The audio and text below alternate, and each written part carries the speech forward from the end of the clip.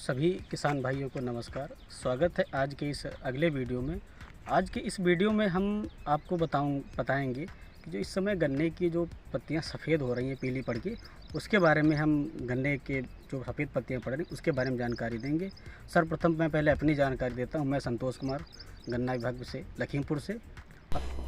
तो किसान भाइयों, हम आपको बताना चाहेंगे कि जैसे कि हम देख पा रहे हैं, आप हमारे इस खेत में आधे से अधिक पत्तियां जो हैं वो सफ़ेद पड़ती जा रही हैं, कुछ सब पत्तियां पीली पड़ती जा रही हैं।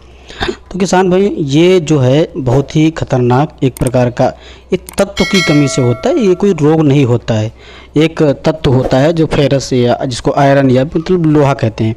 ये जो है पत्तियां सफ़ेद, ये लोहे की कमी से होती हैं। इसमें होता है, देखो इसमें जो है सफ़ेद पत्ती है और इसी में आपको पीली पत्ती भी नज़र आ रही है। तो किसान भाइयों, सबसे पहले जो भी फेरस की कमी दिखाई देती है तो पहले पत्तियां तो सफ़ेद पीली होती हैं। पीली होने के बाद में धीरे धीरे वो पत्तियां सफ़ेद होने लगती हैं और सफ़ेद होकर के, और जैसे ही धीरे धीरे उनका पत्तियां सफ़ेद होने का मतलब ये रहता है कि उनमें क्लोरोफिल जो है वो ख़त्म होता चला जाता है।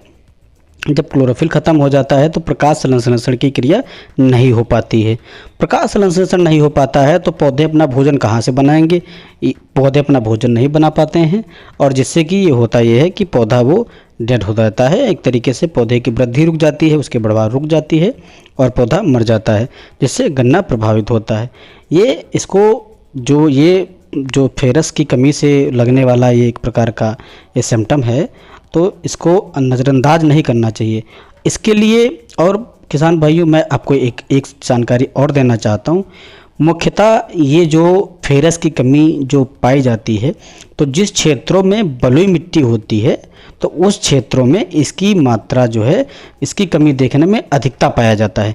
बलुई मिट्टी में ये फेरस की कमी अधिक पाई जाती है। और दूसरी बात किसान भाइयों, अब अगर हम बात करें प्रजाति की बात में, कुछ चीज़ें जो होती हैं वो प्रजाति स्पेसिफिक होती हैं। तो किसान भाइयों, अधिकतर जो क्षेत्र में ये पाया जाता है तो ये कोसा 0238 की जो प्रजाति है, उस प्रजाति में इसका जो है फेरस की कमी अधिक मात्रा में पाई जाती है।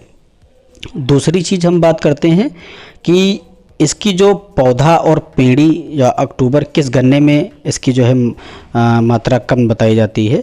तो किसान भाइयों, जो 0238 के का पेड़ी गन्ना होता है, उस गन्ने में इस सिम्टम को अधिक देखा जाता है। पेड़ी गन्ने में फेरस की कमी या लोहे की कमी अधिक मात्रा में दिखाई देती है।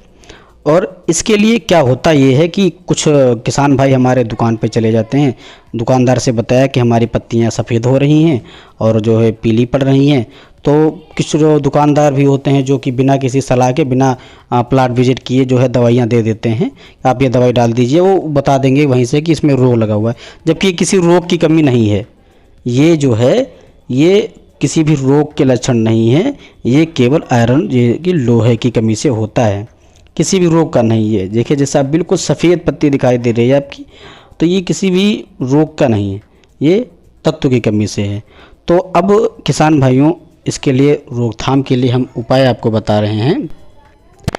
फेरस सल्फेट 19% फोलियर स्प्रे के लिए 1 किलोग्राम प्रति एकड़ के हिसाब से, प्लस जो आपका NPK 19-19-19 होता है, इसको 300 लीटर पानी में घोल करके इसका स्प्रे जो है कर देना चाहिए।